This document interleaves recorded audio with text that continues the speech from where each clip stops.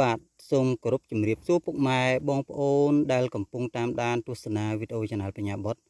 ថ្ងៃនេះខ្ញុំមានវីដេអូមួយទៀតមកបញ្ជាក់ជូនពុកម៉ែបងប្អូនអំពីកម្រាគុំបាទដោយសារតែមានបងប្អូនបានសួរថាកម្រាគុំនឹងស្លឹកយ៉ាងម៉េចបាទនេះ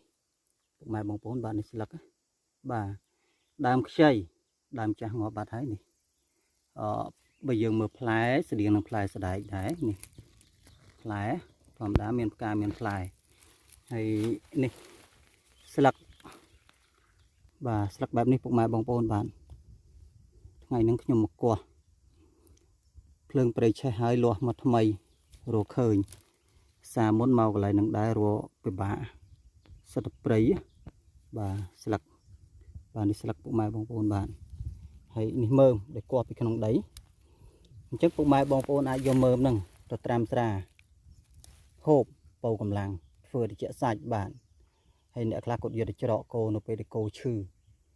បាទគោឡើងពួកអីហ្នឹងបាទអញ្ចឹងថ្នាំនេះថ្មីនេះឃើញមានបទពិសោធន៍ក្នុងការព្យាបាលសត្វគោផងដែរបាទតែកន្លងទៅចាស់គាត់យកមកធ្វើជាថ្នាំជំនួយកម្លាំងជំនួយផ្លូវភេទបាទហើយចំណែកខាងខ្ញុំនេះមានថ្នាំច្រើនប្រភេទបាទពាក់ព័ន្ធនឹងថ្នាំខ្មែរបុរាណ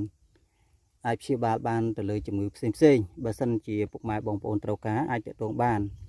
តាមលេខទូរស័ព្ទ097 31 13 046